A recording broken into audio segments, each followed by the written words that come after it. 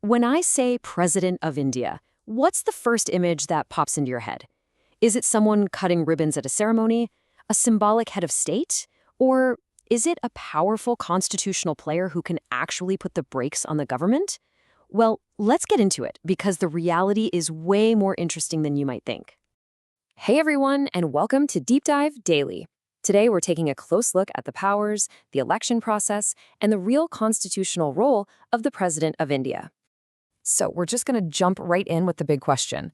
Is the president basically a rubber stamp, or are they a true guardian of the Constitution? The answer, as it turns out, is hidden in the very DNA of India's parliamentary system. You know, Dr. Ambedkar, one of the main architects of the Indian Constitution, kind of laid out the general idea right here. The president is the head of state. That's the symbol of the entire nation.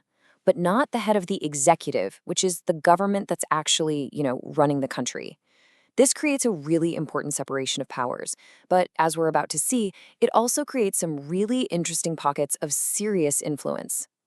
But before we can really unpack the president's power, we've got to understand how they get the job in the first place. The election process itself is honestly a work of art in constitutional design. It's built to make sure the president represents the whole country, not just the party in power at the center.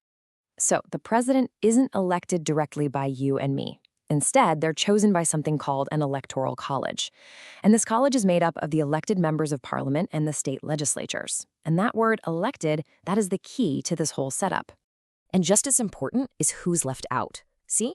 Nominated members, people who are appointed, not elected, they don't get a vote. This is done on purpose. It's to make sure that the president's mandate comes only from people who were directly chosen by voters. It's all about striking that perfect federal balance. Now, this is where it gets a little nerdy, but stick with me because it's actually pretty cool. Not every vote is worth the same. The whole system is weighted to create fairness. First, the value of an MLA's vote depends on the population of their state. So a bigger state gets a bigger say in the election. Makes sense, right? And to balance that out, the total value of all the MLA votes from across the country is then divided up among the members of parliament. And here's the brilliant part. It means the total voting power of all the states combined is made equal to the total voting power of the union. It's a perfect 50-50 split. And the way they vote isn't just pick one candidate. It's a ranked choice system. Voters rank the candidates in order of preference. If nobody gets a clear majority on the first count, the person with the fewest votes gets knocked out, and their votes get passed on to the voter's second choice. This goes on and on until one person crosses the finish line with a majority.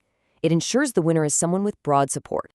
Okay, so the election's over, we have a president. Now for the main event. What can they really do? Beyond all the ceremony, the Constitution actually gives the president a very specific and pretty powerful set of tools. So let's open up that toolkit. The first, and maybe the most important tool, is the veto power, right there in Article 111. See, when Parliament passes a bill, it's not a law just yet. It has to go to the president for their signature, and that signature, or the lack of it, is a huge source of presidential power. Now, there are a few different flavors of veto. You've got the absolute veto, where the president just says, nope, withholds their signature, and the bill is dead, gone. Then there's the suspensive veto, which is more like a, are you guys sure about this? The president can send a bill back to Parliament for them to look at again. But if Parliament passes it a second time, the president has to sign it. But then there's the most fascinating one of all, the pocket veto. And this quote just nails it.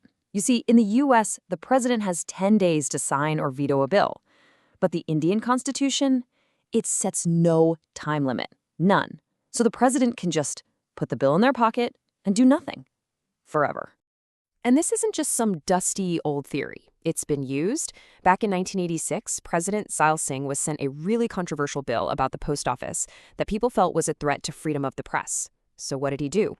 He just never signed it. He let it sit on his desk, the bill died a slow death, and a new government later just withdrew it. That is a perfect example of the president acting as a constitutional safety valve. Another really significant power, this one from Article 72, is the power to grant pardons. This is basically the president acting as a final check on the entire judicial system. It's a way to show mercy or correct a possible mistake, and it covers everything from reducing a sentence to stopping an execution. So yeah, the president has these really powerful tools, but they're not operating in a vacuum. The Constitution is all about checks and balances. and it puts some major ones in place to limit the president's power and make sure the parliamentary system works as it should. And this slide, this is basically a constitutional tug-of-war captured in 2 columns. Look at Article 74.